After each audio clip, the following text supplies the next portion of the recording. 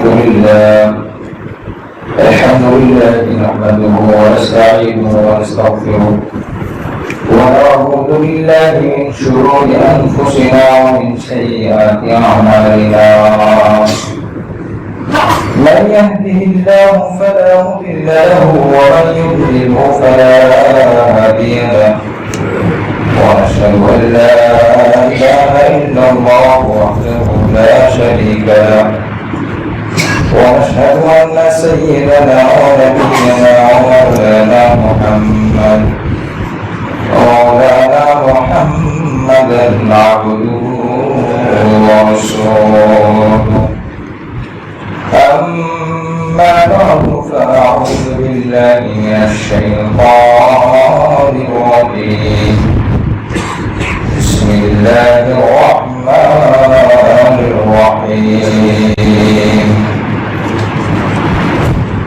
وإذا قيل لهم آمنوا كما آمن الناس قالوا ونؤمن كما آمن السفهاء ألا إنهم هم السفهاء ولكن لا يعلمون.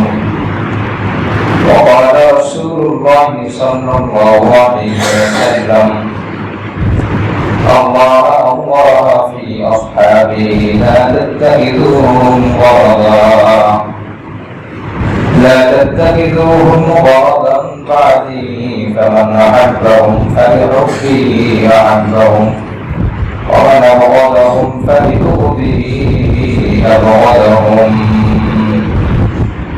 إلى آخر الحديث. وكما قال عليه الصلاة والسلام: اللهم أنت ربي لا إله إلا أنت خلقتني وأنا عبدك وأنا على عبدك ووعدك ما استطعت، أعوذ بك من شر ما صنعت، وأبوء لك بنعمتك علي وأبوء بذنبي فاغفر لي فإنه لا يغفر الذنوب إلا أنت.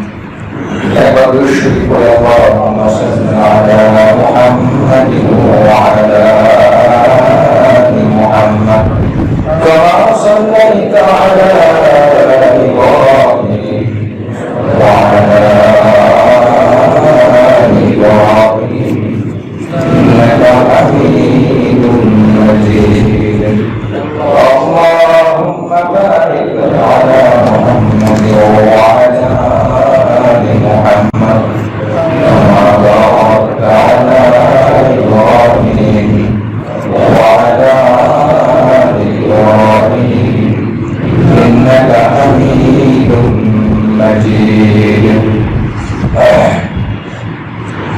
আলহামদুলিল্লাহ, আজ 1446 হিজরি মুহররম মাসের 12 তারিখ, দ্বিতীয় জুমআ।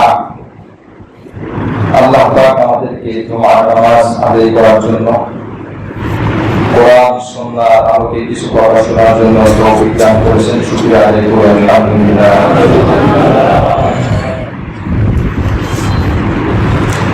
আমরা গত জুমআয় আলোচনা শুনতেছিলাম ফাদাইলুস সাহাবা মিনাল কোরআন ওয়াস সুন্নাহ, সাহাবায়ে কেরামের ব্যাপারে কোরআনে এবং হাদিসে কি বলা আছে, কি বলা হয়েছে। গুরুত্বপূর্ণ একটা বিষয়।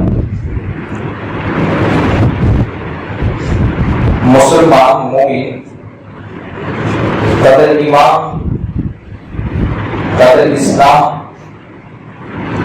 যখন সব রকমের কুফর আর শিরক থেকে, বাতিল আকীদা থেকে মুক্ত থাকবে,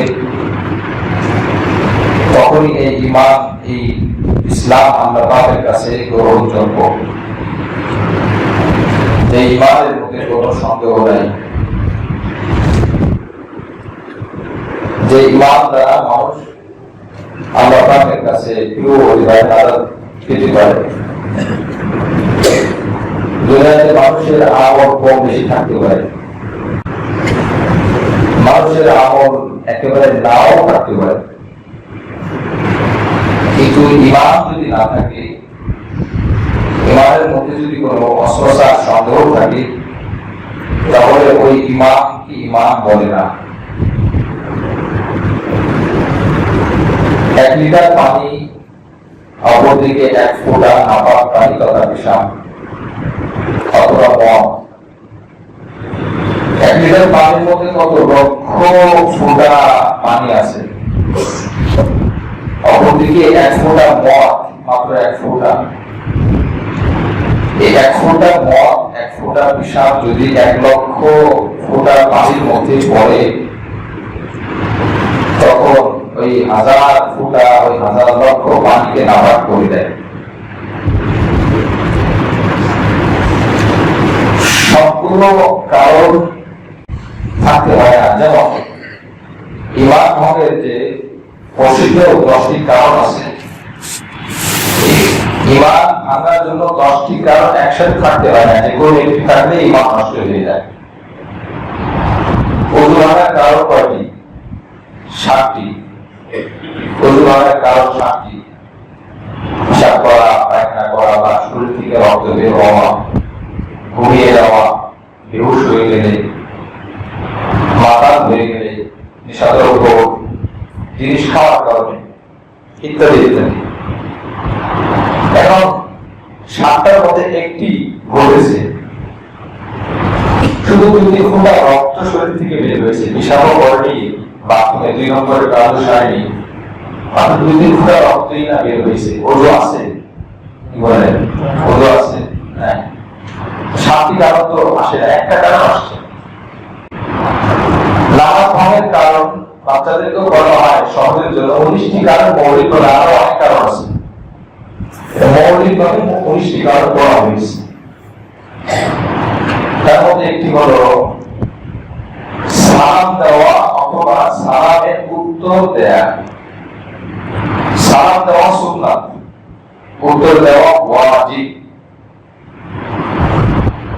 তো সে নামাজে আছে, একজন সালাম দিল তাকে, তিনি চিন্তা করলেন যেহেতু ওয়াজিব, না করলে তো গুনাহ হবে, নামাজে থেকে আমি গুনাহ করি কিভাবে? ওয়াজিব আদায় না করলে তো গুনাহ হবে। তো পাশের যে ভদ্রলোক তাকে সালাম দিয়েছে, হয়তো সে বোঝে না, এটা মাসালা জানে না, এই নামাজি ব্যক্তি গুনার ভয়ে নামাজের মধ্যে ওয়ালাইকুমুস সালাম বলল, তার নামাজ কি আছে? নামাজ তো হয়ে গেছে, নষ্ট হয়ে গেছে, কোনো মতামত নাই, ভিন্ন কোনো মত নাই। আচ্ছা, এই সালাম দেওয়া 19টি কারণে একটি কারণ। ওযু ভাঙার 7টি কারণ যদি কারোর মধ্যে চলে আসে, যেমনি ভাবে ওযু নষ্ট হয়ে যায়, একটি কারণ যদি আসে তবে ভাবে ওযু নষ্ট হয়ে যায়। নামাজ ভাঙার কারণ 19টি কারণ যদি দেখা যায়, তার নামাজ ভেঙে যায়। অনুরূপভাবে একটি কারণ যদি দেখা যায়, তার নামাজ ভেঙে যায়। ঠিক তবে ইমান ভঙ্গের 10টি কারণ আছে। 10টি কারণ কোন সবগুলো যদি একসাথে পাওয়া যায়, তার ইমান নষ্ট হয়ে যায়, বের হয়ে যায়, ধ্বংস হয়ে যায়।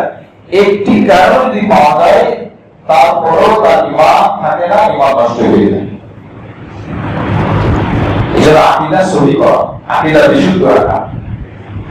আমি যে বিষয়ের সামনে একটা কথা বলবো, আল্লাহ পাক তৌফিক দান করলে বলা হবে, এটা আকীদার বিষয়, আমলের তেমন বিষয় না। সাহাবায়ে কেরামের মর্যাদা সম্পর্কে কোন একজন সাহাবীকে বাদ দিলে কোরআন সুন্নাহয় সাহাবীদের ফজিলত বলা হয়েছে। তুলনামূলক কারোর কম, কারোর বেশি হতে পারে, কিন্তু ব্যাপকভাবে সবার ফজিলত, সবার সম্মান আল্লাহ পাকের কাছে, রাসূলের কাছে সাল্লাল্লাহু আলাইহি ওয়াসাল্লাম। কোন একজন সাহাবী ইতিহাস পরিবর্তনের কারণে, ইতিহাস বিকৃত সাধনের কারণে তার ব্যাপারে আমার মধ্যে কোন খারাপ মতামত, মন্তব্য আসে, তাহলে যে আয়াতগুলো আমাকে, যে হাদিসগুলো আমাকে শিক্ষা দিচ্ছে, যে হাদিস আমাকে যা বলে, আমি ইতিহাসের কারণে একজন সাহাবীকে গালি দিলাম, ইতিহাসের কারণে একজন সাহাবীর ঘটনার কারণে আমি কোন সাহাবীকে ভৎসনা করলাম, তিরস্কার করলাম, ঠাট্টা করলাম, কাফের বললাম, জালেম বললাম, ইতিহাসের কারণে। কোরআন সুন্নাহ অনেক আয়াত, অনেক হাদিস তাকে বলে কোন কোন সাহাবী বলে এই কথা বলার পরে সে কাফের হয়ে যাবে। জরুরি নাউজুবিল্লাহ। হযরত আবু বকর রাদিয়াল্লাহু তাআলা আনহু তার সাহাবীর ব্যাপারে কারো যদি সন্দেহ থাকে তার ঈমান নষ্ট হয়ে যাবে, কারণ তার সাহাবীর সাক্ষ্য কোরআনের মধ্যে আসছে। 10 নম্বর পয়েন্ট, ইল ক্বাল সাহাবী লা তাহজান ইন্নাল্লাহ মা'ানা। আল্লাহ নিজে বলেছেন যখন আমার হাবিবের সঙ্গী গায়ে সাওরে যে পাহাড়ে হযরত আবু বকরকে সামনে ধ্বংস করেছিল, ওই পাহাড়ের গুহার মধ্যে আমাদের নবীর সাথে আবু বকর ছিল, দুইজন একসাথে ছিলেন। আত্মগোপন করে কোরআনের মধ্যে আল্লাহ পাক আয়াত নাযিল করে দিয়েছেন, ইল ক্বাল সাহাবী লা তাহজান ইন্নাল্লাহ মা'ানা। যখন এক বন্ধু আর এক বন্ধুকে বলতো লা তাহজান ইন্নাল্লাহ মা'ানা, আল্লাহ পাক বললেন এক বন্ধু আর এক বন্ধু, অর্থাৎ আবু বকর আর নবী মুহাম্মদ সাল্লাল্লাহু আলাইহি ওয়াসাল্লাম দুজন ছিলেন একজন আরেকজনের বন্ধু। আল্লাহ বললেন একজন আরেকজনের বন্ধু, আল্লাহ বললেন একজন আরেকজনের সঙ্গী, আল্লাহ বললেন একজন আরেকজনের প্রিয়। আমি যদি বলি তিনি সাহাবীরা, আমি যদি তাকে গালি দিই, কেমন যেন এই কোরআনের এই আয়াতের এই অংশের ব্যাপারে আমি অভিযোগ করলাম, সাথে সাথে আমার ঈমান নষ্ট হয়ে গেল। নাউজুবিল্লাহ। খুবই গুরুত্বপূর্ণ বিষয়। বহুত মানুষ আমল না করেও জান্নাতে চলে যাবে, বহুত মানুষ হাজার আমল করেও জাহান্নামে চলে যাবে। আকীদার সমস্যা। এই জন্য হাজির আমার আকীদা যারা নষ্ট করতে না হয়, কোন বড় হুজুর যারা আমার নষ্ট করতে না হয়, কোন বড় ইতিহাসবিদ আমার ইমান যারা নষ্ট করতে না হয়, কোন বড় ইতিহাস কিতাব যারা আমার ইমান নষ্ট করতে না হয়, এই কথা খুব খেয়াল করা। কারণ ইতিহাস দলিল না, কোরআন সুন্নাহ দলিল। আপনার আমার ইতিহাস যদি কোরআন সুন্নাহর বাইরে চলে যায়, ওই ইতিহাসকে আমরা চিনি না। কি বলেন? আমরা তাকে চিনি না। যে ইতিহাস কোরআন সুন্নাহর অনুকূলে আছে আমরা তাকে মেনে নিব। মুআজ্জাজ হাজিরিন, আল্লাহ পাক রব্বুল আলামিন সাহাবীদের ব্যাপারে বলেন সূরাতুল ফাতহ 19 নম্বর আয়াত, সাহাবীদের সম্পর্কে আল্লাহ পাক এখানে আলোচনা করেছেন। সূরাতুল হুজুরাতে সূরাতুল হুজুরাতের 7 নম্বর আয়াতে আল্লাহ পাক বলেছেন যে আমি আল্লাহ আমার নবী সাহাবীদের কাছে ঈমানকে পছন্দনীয় করে দিয়েছি। সুবহানাল্লাহ। ঈমান পছন্দনীয় কাদের কাছে? সাহাবীদের কাছে। কে করে দিয়েছেন? আল্লাহ। আল্লাহ ঈমান আমার আপনার ব্যাপারে আল্লাহ পাক বলেন নাই। শুধু তাই না, আল্লাহ পাক বলেন আমি রাসূলের সাহাবীদের ভিতরে কুফরি, ফুসুকি মানে পাপাচার, সীমালঙ্ঘন, এগুলোকে আমি আল্লাহ অপছন্দ করে দিয়েছি। সুবহানাল্লাহ। এখন আপনি বললাম আপনি জানেন, আল্লাহ বলেন জুলুমকে আমি আল্লাহ অপছন্দ করে দিয়েছি সাহাবীদের মধ্যে, আমি বললাম জানেন, আমার অবস্থা কোথায়? আল্লাহ বলেন ঈমানকে পছন্দ করে দিয়েছি। সূরা ফাতহের মধ্যে আল্লাহ বলেন ওয়া জাআহুম কালিমাতাত তাকওয়া, তাওহীদের কালিমা, তাকওয়ার কালিমা, ঈমানের কালিমা আমি আল্লাহ তাদের জন্য স্থির করে দিয়েছি, মজবুত করে দিয়েছি। সুবহানাল্লাহ। আর আমি বললাম উনি জানেন, আমি বললাম তিনি কাফের। আল্লাহ বললেন আমি বললাম মুমিন, কালিমাতে তাকওয়া, তাকওয়ার কালিমা, আর তুমি বলো জানেন। এরপরে 4 নম্বর আল্লাহই যথেষ্ট। সূরা আনফাল 64 নম্বর আয়াত আল্লাহ বলেন ইয়া আইয়ুহান নাবিয়্যু হাসবুকাল্লাহু ওয়া মান ইত্তাবা'আকা মিনাল মুমিনিন। হে নবী, আল্লাহ আপনার জন্য যথেষ্ট এবং মুমিনদের মধ্য থেকে আপনাকে যারা অনুসরণ করেছে, নবীকে প্রথম অনুসরণ করেছে কারা?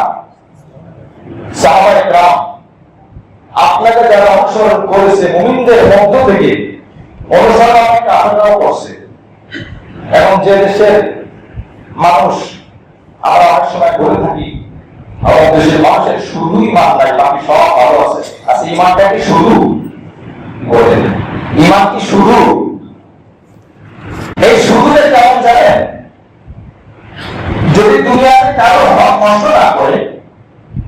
কারণ আমাদের খেয়াল না করে, কিন্তু আল্লাহ পাকের হক গুলো ঠিকভাবে আদায় করে নাই, কিন্তু এই শুধু ইমান নিয়ে গেছে। আল্লাহ পাক বলেন এই শুধু ইমানের কারণে আমি তোমাকে মাফ করে দিতে পারি। সুবহানাল্লাহ, এটা হলো শুধু।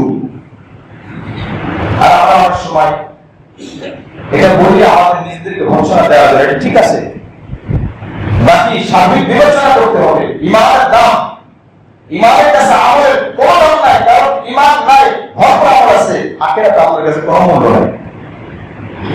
আর আমল আছে নিভু নিভু, বাকি ইমান আছে আল্লাহর কাছে দাম আছে, মূল্য আছে। এটা বিনিময় আপনারা দিয়ে দিবেন। গুনাহ করছে গুনাহও দিবেন, নেকি করছে নেকিও দিবেন। এই জন্য আল্লাহ পাক রব্বুল আলামিন বলেছেন যে ইমানদার যথেষ্ট আল্লাহ পাক নবীর জন্য, এবং ইমানদার যারা তোমাকে অনুসরণ করেছে সাহাবায়ে কেরাম যথেষ্ট। তো যাদের ব্যাপারে আল্লাহ পাক বলেছেন আমি আল্লাহ তাদের জন্য যথেষ্ট, তাদের ব্যাপারে সম্মান বজায় রেখে কথা বলা। শুধু তাই না, একজন সাধারণ ইমানদারও কি হয় তার ব্যাপারেও সতর্ক থাকা। এই আয়াত তাদের অন্তর্ভুক্ত করে দিয়েছে। সূরা তাওবা আয়াত নম্বর 111 নম্বর পারা, হাফিজ কোরআন কারীমের 2 নম্বর পৃষ্ঠা। আল্লাহ পাক বলেছেন যারা মুহাজির, যারা ইমানে অগ্রগামী সাহাবায়ে কেরাম, আল্লাহ পাক বলেন বিইহসান রাদিয়াল্লাহু আনহু মারদুআন, আমি আল্লাহ তাদের উপর সন্তুষ্ট হয়ে গেছি, আল্লাহ আমি আল্লাহকে সন্তুষ্ট হয়ে গেছি। সুবহানাল্লাহ, আল্লাহ সন্তুষ্ট হয়েছে। আমি সারাদিন ভরসা গালিগালাজ আসলে কি হবে, তার কি হবে? একজন মরা মানুষকে নিয়ে যতই গালিগালাজ করি তার কোনো ক্ষতি আছে বলে? কোনো ক্ষতি নেই, কোনো লাভ নাই। এরপরে 6 নম্বর সূরা আল-ইমরান আয়াত নম্বর 110, আল্লাহ পাক বলেন কুনতুম খায়রা উম্মাতিন উখরিজাত লিন-নাস তা'মুরুনা বিল মা'রুফ ওয়া তানহাউনা আনিল মুনকার। তোমরা এখানে প্রথম উদ্দেশ্য হযরত আব্দুল্লাহ ইবনে আব্বাস, যাকে মুফাসসির নেতা বলা হয়, মুফাসসিরদের নেতা বলা হয়, মুফাসসির সম্রাট আব্দুল্লাহ ইবনে আব্বাস, উনি বলেন কুনতুম, মানে তোমরা, এটার উদ্দেশ্য প্রথম সাহাবায়ে কেরাম। আল্লাহ পাক বলেন কুনতুম খায়রা উম্মাতিন উখরিজাত লিন-নাস, উম্মতের মধ্যে আল্লাহর নবী, আমাদের নবী আলাইহিস সালাম উম্মতের মধ্যে সবথেকে উত্তম উম্মত হলো, দামি উম্মত হলো তোমরা। আল্লাহ পাক বলেছেন তোমরা মানে আমার নবী সাহাবী, তোমরা ভালো কাজে আদেশ দাও, অসৎ কাজে নিষেধ করো, এই জন্য তোমরা। এখন পরবর্তীতে যদি কেউ এই ভালো কাজে আদেশ দেয়, অসৎ কাজে নিষেধ করে, তো তারাও কল্যাণকর উম্মত, তারাও দামি উম্মত। সূরা আল-ইমরান 110 নম্বর আয়াত। সূরা আন-নাম 56 নম্বর আয়াত। একদল কাফেররা নবীর কাছে সাল্লাল্লাহু আলাইহি ওয়াসাল্লাম এসে বলে যে তোমার কাছে গরীব মানুষ, অসহায় মানুষ, মূর্খ মানুষ, এরা বেশি জোরসোর হয়, আমাদের পছন্দ হয় না, এদেরকে একটু আলাদা রাখবে, আমরা যখন আসবো আমাদেরকে স্পেশাল সময় দিবে। নবী আলাইহিস সালামের সুচিন্তা, যদি মক্কা এই শক্তিশালী প্রভাবশালী কাফেররা ঈমান গ্রহণ করে, ইসলামের ফায়দা হবে, ঈমানের ফায়দা হবে, নবীর চিন্তা ভালো, নবীর নিয়ত ভালো। নবী আলাইহিস সালাম চিন্তা আসলো, আসা মাত্রই আল্লাহ পাক রব্বুল আলামিন আয়াত নাযিল করে দিয়েছেন। 7 নম্বর পারা, হাফিজ কোরআন কারীমের 13 নম্বর পৃষ্ঠা, সূরা আল-আনআম আয়াত নম্বর 52। ওয়ালা তাকরুদিল্লাযীনা ইয়াদউনা রাব্বাহুম বিল গাদাতি ওয়াল আশি ইউরিদুনা ওয়াজহা, আপনি ওই ব্যক্তিদেরকে তাড়িয়ে দিবেন না, দূরে ঠেলে দিবেন না, যারা তাদের রবকে সকাল সন্ধ্যায় তাদের রবকে ডাকে, ইবাদত করে। সুবহানাল্লাহ, ইউরিদুনা ওয়াজহা, আল্লাহ নিজে বলতেছে ইউরিদুনা ওয়াজহা, তাদের ইবাদত কেবলই মাত্র আল্লাহর জন্য। সুবহানাল্লাহ।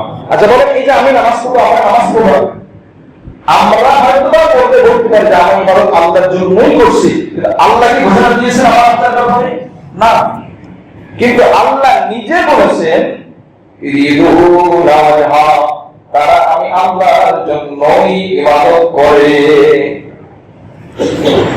এরপরে নবীজি কি বলেন? মা আলাইকা মিন হিসাবিহিম ওয়া মিন শাইইন ওয়া লা মিন হিসাবিকা আলাইহিম মিন শাইই। হে নবী, যে সমস্ত কাফেররা আপনার কাছে আগ্রহ করে এই দূরে সরে যান, আপনি তাদেরকে দাওয়াত দিবেন, এবং তাদের আগ্রহ গরিবদেরকে দূরে সরিয়ে প্রভাবশালী ক্ষমতাসীন ধনী মানুষদেরকে সামনে আনবেন। শোনেন, এই প্রভাবশালীরা শক্তিশালীরা যদি ঈমান না আনে আপনার কি কোনো অসুবিধা আছে?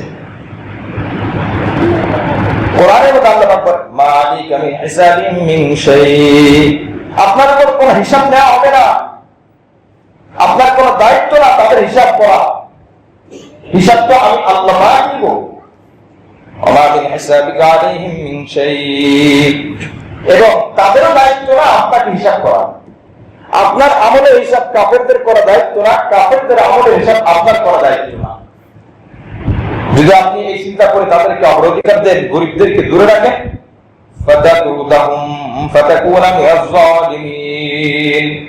যদি আপনি ইমামদারদেরকে দূরে ঠেলে দেন তাহলে আপনি জালেমদের অন্তর্ভুক্ত হয়ে যাবেন। নাউযুবিল্লাহ। কাকে বলতেছে আয়াত?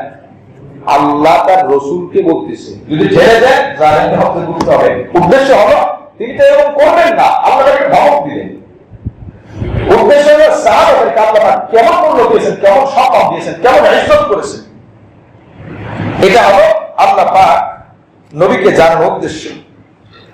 এরপরে সূরা আনফাল আয়াত নম্বর 68, 62 নম্বর আয়াতে আল্লাহ পাক বলেন, ওয়াল্লাযী আইয়াদাকা বিনাসরিহি ওয়া বিল মুমিনিন, তিনি ওই আল্লাহ যিনি আপনাকে শক্তিশালী করেছেন, আল্লাহ যিনি আপনাকে শক্তিশালী করেছেন বিনাসরি আল্লাহর সাহায্য দিয়ে, অবিল মুমিনিন এরা সাহাবা, এবং আপনার কাছে যে সাহাবা আছে তাদের মাধ্যমে আল্লাহ পাক আপনাকে শক্তিশালী করেছেন। সুবহানাল্লাহ।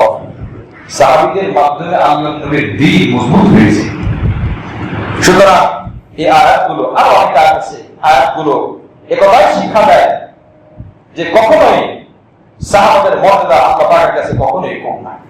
বিভিন্ন জায়গায় আল্লাহ পাক বলেছেন, উলাইকা হুমুর রাশিদুন, উলাইকা হুমুল মুফলিহুন।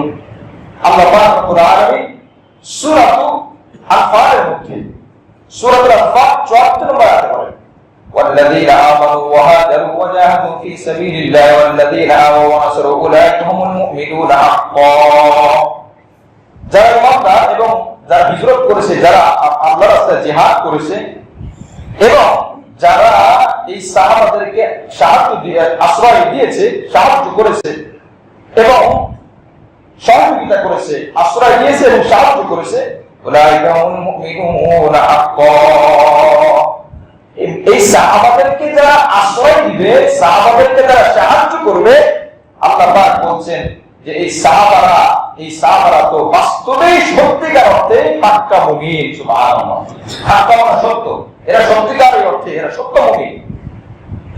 এরপরে এদের জন্য জান্নাত, সূরা তাওবা আয়াত নম্বর 88 এবং 89, লাকিনুর রাসূল ওয়াল্লাযীনা আমানু মা'হু জাহাদু বিআমওয়ালিহিম ওয়া আনফুসিহিম ফী সাবিলিল্লাহ উলাইকা লাহুমুল খায়রাত ওয়া উলাইকা হুমুল মুফলিহুন। শুনে রাখেন, যারা হে রাসূল আপনার সাথে যারা ঈমান এনেছে এবং আপনার সাথে যারা যুদ্ধ করেছে, নবীর সাথে যুদ্ধ করেছে, কারা? সাহাবারা না কাফেররা? নবীর সাথে হয়ে নবীর পক্ষে থেকে যারা যুদ্ধ করেছে তারা তো সাহাবী। যারা ঈমান অবস্থায় মৃত্যু হয়েছে, যারা যুদ্ধ করেছে নবীর সাথে, সাহাবী। আল্লাহ পাক বলেন তারা কল্যাণের উপর আছে। আর 89 নম্বর আল্লাহ কি বলেন, আ'আদাল্লাহু লাহুম জান্নাতিন তাজরি মিন তাহতিহাল আনহার, আল্লাহ পাক তাদের জন্য জান্নাত প্রস্তুত করে রেখেছেন। সুবহানাল্লাহ। তাহলে আল্লাহ পাক রব্বুল আলামিন কোরআনের মধ্যে সাহাবাদের ব্যাপারে এই কথাগুলো বললেন। তিরমিজি শরীফের 2100, বুখারী শরীফের 3650 নম্বর হাদিসের মধ্যে আল্লাহ রাসূল সাল্লাল্লাহু আলাইহি ওয়াসাল্লাম বলেন যে সর্বোত্তম উম্মত কারা? খায়রু উম্মতি করনি সুম্মাল্লাযীনা ইয়ালুনহুম সুম্মাল্লাযীনা ইয়ালুনহুম, সবথেকে দামি উম্মত, উত্তম উম্মত হলো যে উম্মত আমার যুগ অর্থাৎ সাহাবায়ে কেরাম, তারপরে যারা যুক্ত হবে, তারপরে যারা যুক্ত হবে তাবেঈন, তাবেঈন। তাহলে উম্মতের মধ্যে সর্বোত্তম উম্মত কারা? সাহাবায়ে কেরাম। সর্বোত্তম উম্মত সাহাবায়ে কেরাম। 2 নম্বর হাদিসের মধ্যে হযরত ওমর রাদিয়াল্লাহু তাআলা আনহু জাবিয়া নামক এক জায়গায় দাঁড়িয়ে খুতবা দিলেন।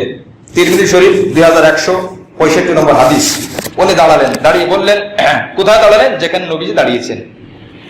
فقال اوصيكم باصحابي ثم الذين يلونهم ثم الذين يلونهم। আমি তোমাদেরকে আল্লাহ রাসূলের সাহাবীদের ব্যাপারে সতর্ক করছি, ওসিয়ত করতেছি, এবং যারা তাদের পরবর্তীতে এসেছে এবং যারা তার পরবর্তীতে এসেছে তাদের ব্যাপারে আমি সতর্ক করতেছি। খবরদার তাদের ব্যাপারে কলম তোলা, তাদের ব্যাপারে কথা বলা, খুব সতর্কতার সাথে কথা বলো, তাদেরকে সম্মান করো, তাদেরকে ইজ্জত করো। রাসূল কারীম সাল্লাল্লাহু আলাইহি ওয়াসাল্লাম মুসলিম শরীফের মধ্যে 2531 নম্বর হাদিস, আল্লাহ রাসূলের সাহাবা বর্ণনাকারী আবু বুরদা রাদিয়াল্লাহু তাআলা আনহু তিনি তার বাবা থেকে বর্ণনা করেন যে আমরা সাল্লাতুল মাগরিবা মা রাসূলিল্লাহ সাল্লাল্লাহু আলাইহি ওয়াসাল্লাম, আমরা নবীজির সাথে মাগরিবের নামাজ আদায় করলাম। সুম্মা কুল্লা নাও জালাসনা হাত্তা নুসাল্লি মা'হুম ইশা। আমরা মাগরিবের পরে বসে থাকি, একবার ঈশার নামাজ পড়ে মসজিদ থেকে বের হব। ফাজালাসনা, এর কতবার আমরা বসলাম। ফাখরাজা আলাইনা, নবীজি মসজিদে নামাজের জন্য আসলেন হুজরাখানা থেকে। ফাকালা মা সিনতুম হাউনা, তোমরা এখন এখানে বসে আছো। ফাকুল্লা ইয়া রাসূলুল্লাহ সাল্লাইনা মা'কাল মাগরিবা সুম্মা কুল্লা নাজলিসু হাত্তা নুসাল্লি মা'কাল ঈশা। আমরা আপনার পিছনে মাগরিবের নামাজ আদায় করেছি, এরপরে আমরা প্রতিজ্ঞা করেছি ঈশার নামাজ পড়ে বের হব। আল্লাহ রাসূল তখন বললেন, ক্বাল আহসানতুম আও আসাবতুম, তোমরা কত ভালো কাজ, কত উত্তম কাজ করেছো, সুবহানাল্লাহ। তাহলে মাগরিবের পরে বসে ঈশা পর্যন্ত বসে থাকলেন, এর অনেক ব্যাখ্যা, তার একটা ব্যাখ্যা এটা হচ্ছে মসজিদের মধ্যে বসে ইবাদত তারা মগ্ন ছিল, লিপ্ত ছিল, আল্লাহ রাসূল এটাকে পছন্দ করেছেন। এরপরে রাসূল বললেন, বর্ণনাকারী বলে, ফারাফা রাসাহু ইলাস সামা, আল্লাহ রাসূল তার চেহারাটাকে, তার চোখটাকে উপরের দিকে করলেন, আসমানের দিকে করলেন। ওয়া কানা কাসীরাম মিম্মা ইয়ারফাউ রাসাহু ইলাস সামা, নবী মাঝে মধ্যে তার চেহারা উপরের দিকে করতেন, আসমানের দিকে। ঢাকা শহর নিচতলায় দাঁড়িয়ে উপরের দিকে না করা, ছাদে যে যদি মনে যায় ছাদে গিয়ে করা, কারণ ঢাকা শহরে বহুতলা ভবন, উপর দিকে তাকাইলেও মানুষের খারাপ ধারণা আসতে পারে। কুল্লা ইয়া রাসূলুল্লাহ, নবীজি উপর দিকে তাকালেন। এরপরে নবী বলেন, আন-নুজুমু আমানাতুন লিস-সামা, তারকা হলো আসমানের নিরাপত্তার চাবি। নিরাপত্তা হিসাবে তারকাকে আল্লাহ পাক তৈরি করেছেন। ফাইদা যাহাবাতিন নুজুমু আতাস-সামা মা তুআদু, যখন তারকাগুলো বিলুপ্ত হয়ে যাবে, ধ্বংস হয়ে যাবে, তখন আসমানের কাছে ওই জিনিস আসবে যা ওয়াদা করা হয়েছে, অর্থাৎ আসমান ধ্বংস হয়ে যাবে। তার মানে বোঝা গেল তারকার কারণে আসমান টিকে আছে। ওয়া আনা আমানাতুন লি আসহাবি, আর আমি আমার সাহাবীদের কাছে আমানত স্বরূপ, নিরাপত্তা স্বরূপ। ফাইদা যাহাবতু আতা আসহাবি মা ইউআদুন, আমার যখন ইন্তেকাল হয়ে যাবে, আমার সাহাবীদের উপর একের পর এক বিপদ আসতে থাকবে। তাহলে নবী নিরাপত্তা দিয়েছেন সাহাবাদেরকে। নবী বলেছেন, আমি আর আমার সাহাবীদের নিরাপত্তা, আমি নিরাপদ বহনকারী, নিরাপদ দানকারী। ও আসহাবি আমানাতুন লিউম্মতি, আল্লাহ রাসূল বলে দিলেন সর্বশেষ আমার সাহাবা যারা আছে, এই সাহাবারা পরবর্তীতে কিয়ামত পর্যন্ত যত উম্মত আসবে, সমস্ত উম্মতের নিরাপত্তা বহনকারী হলো আমার সাহাবায়ে কেরাম, সুবহানাল্লাহ। অর্থাৎ ফায়দা যাহাবা আসহাবি আতা উম্মতি মা ইউআদুন, আমার সাহাবারা যখন চলে যাবে দুনিয়া থেকে, তখন আমার এই সাহাবার পরে যত উম্মত আসবে, তাদের পর একের পর এক আসমানি জমিনে বালা মুসিবত বিপদ আপদ আসতেই থাকবে। সাহাবায়ে কেরাম চলে গেছে, বিপদ চলে আসছে। চার খলিফা চলে গেছে, বিপদ চলে আসছে। যত যুগ কিয়ামতের কাছে যাচ্ছে, তত বিপদ আসছে। রাসূল কারীম সাল্লাল্লাহু আলাইহি ওয়াসাল্লাম মাজমাউজ যাওয়ায়েদ 10 নম্বর খণ্ড 23 নম্বর হাদিস, 23 নম্বর পৃষ্ঠা হাদিস, যে সাহাবায়ে কেরাম কল্যাণের চাবি, তারা কল্যাণকর। কিভাবে? রাসূল একদিন বলেন, লা তাজালুনা বিখাইরিন মা দামা ফীকুম মান রাআনি ওয়া সাহাবানি, তোমরা কল্যাণের উপরে, আমাদেরকে বলতেছে, তোমরা কল্যাণের উপর থাকবে যতদিন তোমাদের মাঝে আমাকে যারা দেখেছে তারা থাকবে, দুনিয়াতে জীবিত থাকবে। নবীকে যারা দেখেছে তাদেরকে কি বলা হয়? সাহাবায়ে কেরাম। আচ্ছা, ওয়াল্লাহি লা তাজালুনা বিখাইরিন মা দামা ফীকুম মান রাআনি ওয়া সাহাবা মান সাহাবানি। এরপর রাসূল বলেন, আমাকে যারা দেখেছে তাদেরকে যারা দেখবে যতদিন পর্যন্ত, ততদিন পর্যন্ত এই উম্মত কল্যাণের উপরে থাকবে। তাহলে সাহাবায়ে কেরাম থাকা হবে কল্যাণের মাপকাঠি। সাহাবী চলে গেছে, সাহাবীদেরকে যারা দেখেছে তাদেরকে বলা হয় তাবেঈন। তাবেঈনরা হলো কল্যাণের মাপকাঠি, আল্লাহ রাসূল সাল্লাল্লাহু আলাইহি ওয়াসাল্লাম বলে দিয়েছেন। সুতরাং আল্লাহ রাসূল সাল্লাল্লাহু আলাইহি ওয়াসাল্লাম এই হাদিসের মধ্যে সাহাবাদের মর্যাদার কথা বললেন, সাহাবাদের শ্রেষ্ঠত্বের কথা বললেন। এরপরে তাদের কলম কেমন, রাসূল কারীম সাল্লাল্লাহু আলাইহি ওয়াসাল্লাম মুসনাদে আহমদের হাদিস 3600 নম্বর হাদিসের মধ্যে হাদিসের বর্ণনাকারী আব্দুল্লাহ ইবনে মাসউদ তিনি বলেন, ইন্নাল্লাহা নাযারা ফি কুলুবিল ইবাদ, এক গুরুত্বপূর্ণ হাদিস। ইন্নাল্লাহা নাযারা ফি কুলুবিল ইবাদ, আল্লাহ পাক পৃথিবীতে নবীর পরে যত মানুষ কিয়ামত পর্যন্ত আসবে সকলের হৃদয়ের দিকে আল্লাহ পাক নজর করেছেন, দৃষ্টি দিয়েছেন। ফাওয়াজাদা কলবা মুহাম্মাদিন, পুরো মানব জাতির মধ্যে সবথেকে সমস্ত মানুষ অর্থাৎ আদম আলাইহিস সালাম থেকে নিয়ে কিয়ামত পর্যন্ত যত মানুষ এসে গেছে, আছেন, আসবে, সবার কলবের উপরে, হৃদয়ের উপরে আল্লাহ পাক নজর দিয়েছেন, দৃষ্টি দিয়েছেন। ফাওয়াজাদা কলবা মুহাম্মাদিন সাল্লাল্লাহু আলাইহি ওয়াসাল্লাম খায়রা কুলুবিল ইবাদ, আল্লাহ পাক দেখলেন আমার নবী মুহাম্মদুর রাসূলুল্লাহ সাল্লাল্লাহু আলাইহি ওয়াসাল্লামের অন্তরটা সবথেকে উত্তম। সুবহানাল্লাহ। ফাসতাফাহু লিনাফসিহি, আল্লাহ পাক বলেন আমি নির্বাচন করলাম। ফাত্তাআহু বিরিসালাতিহি, আল্লাহ পাক রব্বুল আলামিন তাকে পাঠালেন রিসালাতের দায়িত্ব দিয়ে, নবুয়তের দায়িত্ব দিয়ে, কোরআন দিয়ে। সুম্মা নাযারা ফি কুলুবিল ইবাদ বাদা কলবি মুহাম্মাদিন সাল্লাল্লাহু আলাইহি ওয়াসাল্লাম, অতঃপর আবার আল্লাহ পাকের নজর সমস্ত বান্দার কলবের দিকে দিলেন। ফাওয়াজাদা কুলুবা আসহাবি খায়রি কুলুবিল ইবাদ, এরপর আল্লাহ পাক যাদের অন্তর নবীর পরে, যাদের অন্তর আমাদের নবীর পরে সর্বোত্তম অন্তর হিসাবে পেয়েছেন, ফাজআলাহুম উযারা নবীহি ইয়াকাতিলুনা আলা দীনিহি, আমাদের নবীর পরে যাদের অন্তর সব থেকে উত্তম, সব থেকে দামি, আল্লাহ রাসূল বলেন তাদেরকে আল্লাহ তাআলা আল্লাহর রাসূলের সাহাবী হিসাবে কবুল করেছেন। সুবহানাল্লাহ। তাহলে বোঝা গেল সাহাবায়ে কেরামের অন্তর সব থেকে উত্তম। ইয়াকাতিলুনা আলা দীনিহি ফামা রাআল মুসলিমুনা হাসানান ফাহুয়া ইনদাল্লাহি হাসানা, আল্লাহ রাসূল সাল্লাল্লাহু আলাইহি ওয়াসাল্লাম আরো বলে দিয়েছেন যে তোমরা কার সুন্নাতকে ফলো করবে, আমি নবীর থেকে তো সবকিছু পাবে না, সবকিছু স্পষ্ট আমার নবীর থেকে বর্ণনা পাওয়া যাবে না। মিশকাত শরীফের 191 নম্বর হাদিস, আর অন্যান্য অনেক কিতাবের মধ্যে এসেছে।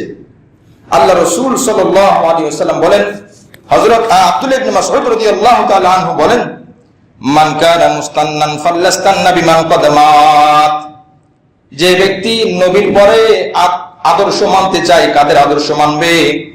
আল্লাহর প্রিয় সাহাবী, আল্লাহ রাসূলের প্রিয় সাহাবী আব্দুল্লাহ ইবনে মাসউদ বলেন, যারা মৃত্যুবরণ করেছে তাদেরকে অনুসরণ করো।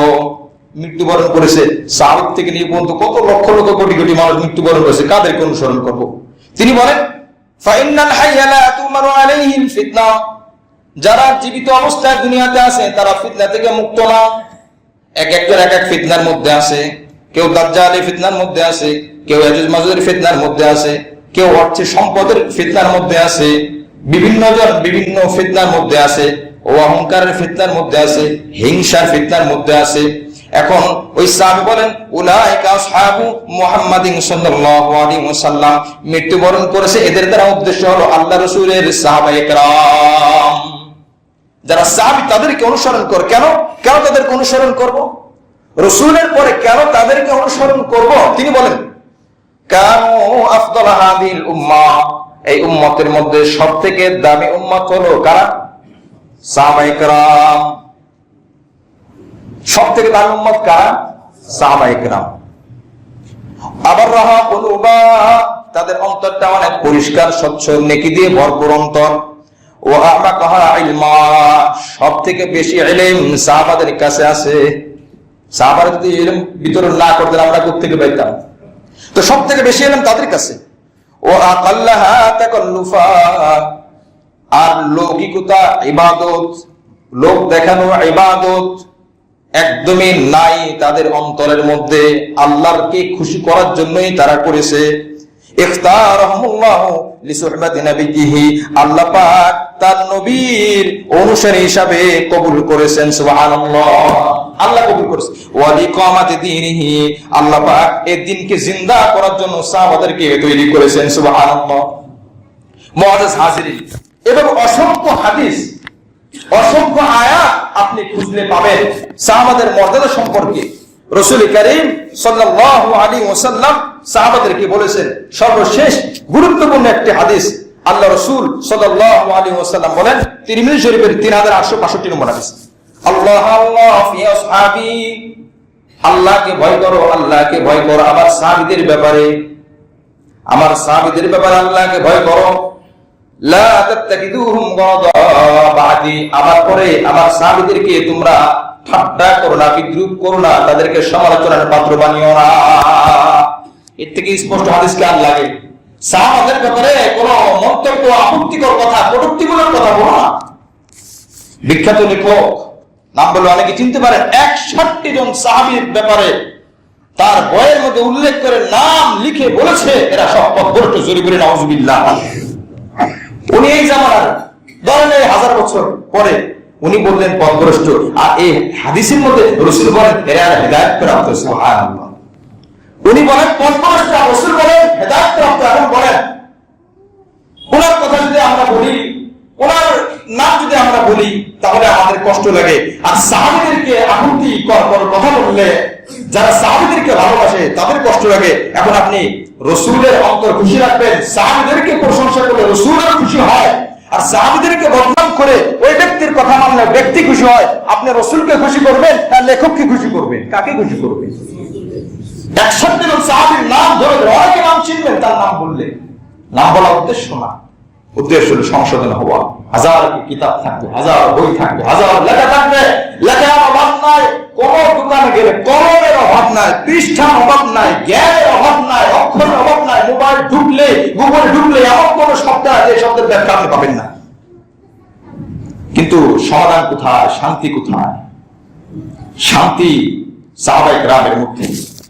আল্লাহ রাসূল সাল্লাল্লাহু আলাইহি ওয়াসাল্লাম বলেন, ফামান আহাব্বাহুম ফাবিহুব্বি আহাব্বাহুম, যারা আমি নবীকে, যারা তাদেরকে ভালোবাসে, আমি নবীকে কেমন যেন তারা ভালোবাসলো। সুবহানাল্লাহ। ফাবিহুব্বি আহাব্বাহুম, মানে আমি নবীর কারণে তারা ভালোবাসলো, অর্থাৎ আমি নবীকে ভালোবাসলো।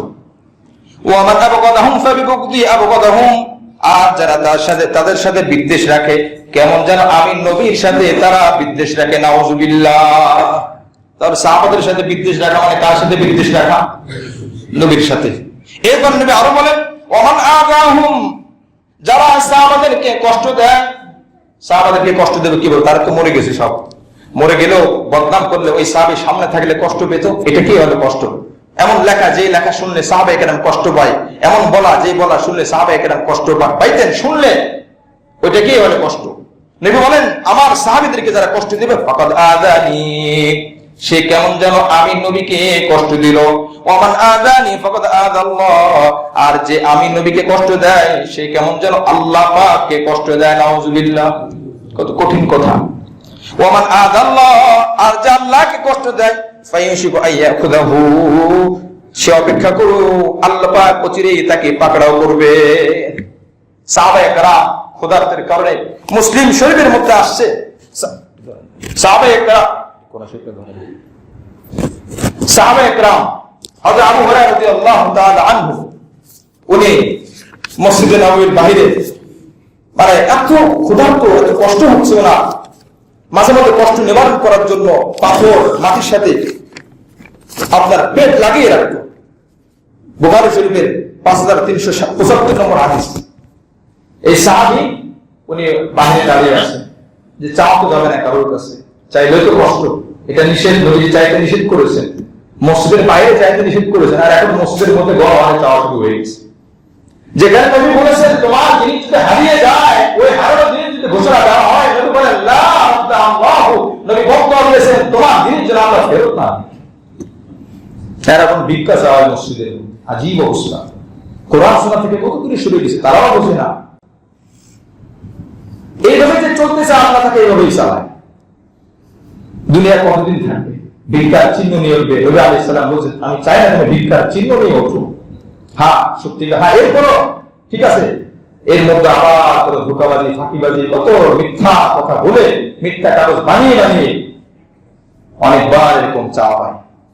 আমরা যদি ভালো নিয়তে সব পেয়ে যাবো ঠিক, কিন্তু তারপরে যাচাই বাছাই করা। অনেকে, আমি নিজে আমরা মহাদেশের কথা শুনছি, অনেককে ধরেছি, একজনকে ধরছি, ধরে কথা বলতেছে, ঠাস করে ধরতেছি, আর ধরতে পারলাম না।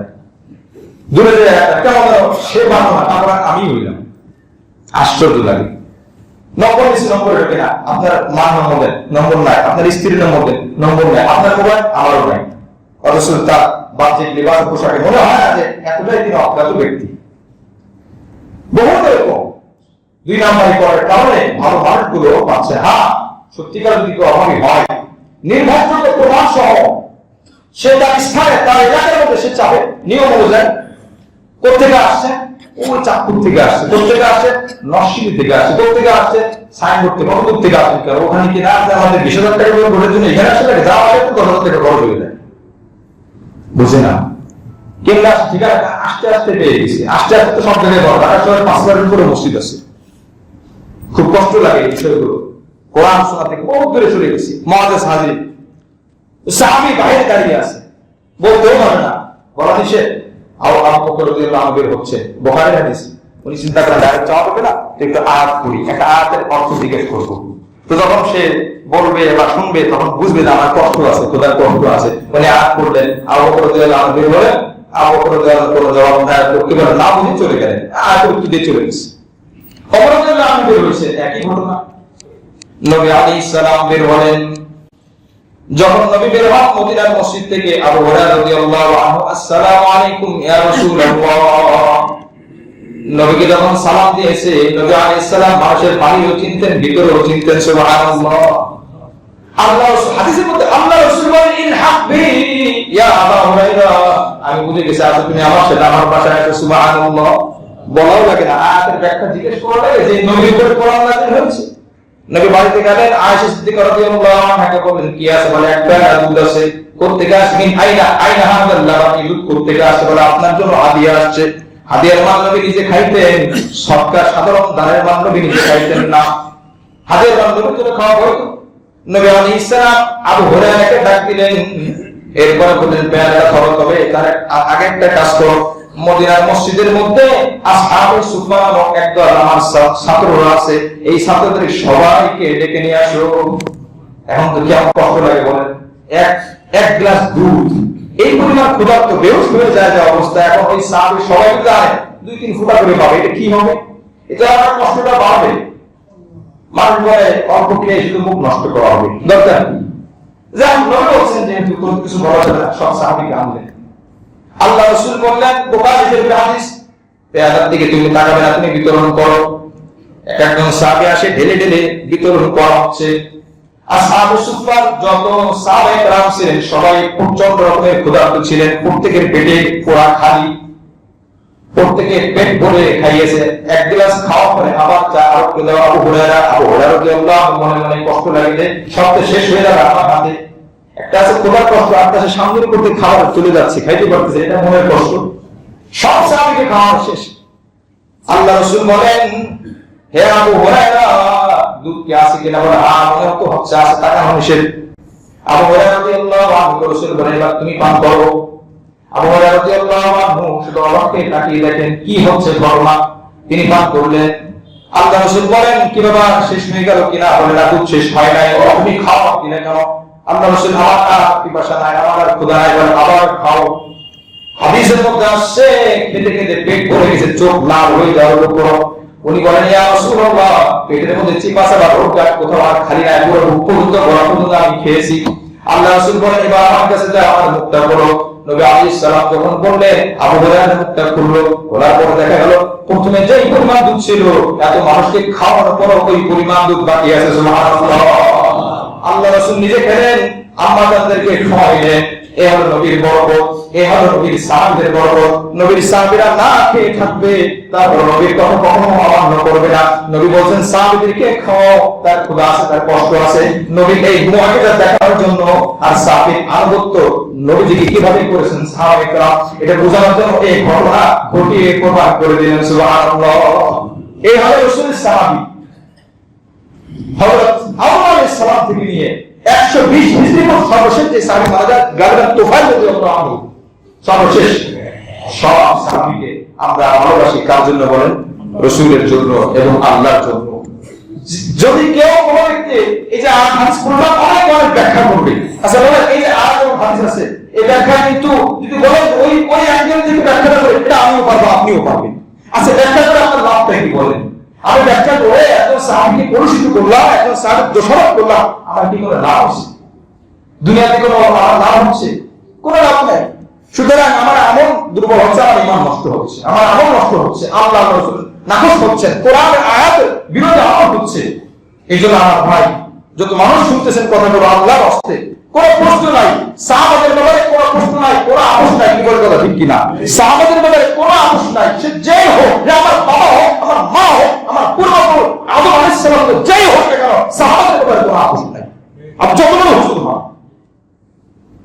এটা ঈমানের প্রশ্ন, এটা রাগের বিষয় না, এটা ঈমানের প্রশ্ন। আরে ভাই সারা মসজিদে কবর তার লাভ কি যে আমার আপনার ঈমানই না থাকে? এই জন্য সাহাবায়ে কেরামের ব্যাপারে সতর্ক থাকবো। যত সুন্দর কণ্ঠ দিয়ে কথা বলা হোক, যত গরম কথা দিয়ে কথা বলা হোক, সুন্দর বচনভঙ্গিতে কথা লেখা হোক, সুন্দর লেখা, বইটি সুন্দর চমৎকার লেখা, সাহিত্যপূর্ণ ভাষায় লেখা, এটা দিয়ে আমার আপনাকে নজর দিবে না।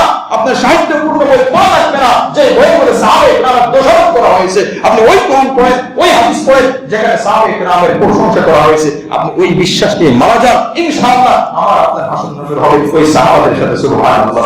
বলছেন আল্লাহু মা আহাব্বা, মানুষ তার সাথে কিয়ামতের ময়দানে উঠবে যারা তাদেরকে ভালোবেসেছে। ওলামা হাকুবিহিম, যদিও তাদের সাথে সাক্ষাৎ না হয়, আমাদের এই জামানায় কারোর সাথে সাহাবায়ে কেরামের সাক্ষাৎ হয়নি, কিন্তু সাহাবাদেরকে আমরা ভালোবাসি।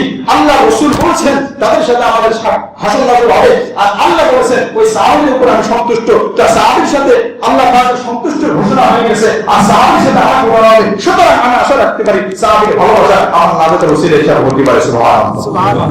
আল্লাহ আমাদের সকলকে সহিহ বুঝ দান করেন। আমিন। আমা তাওফীক ইল্লা বিল্লাহ।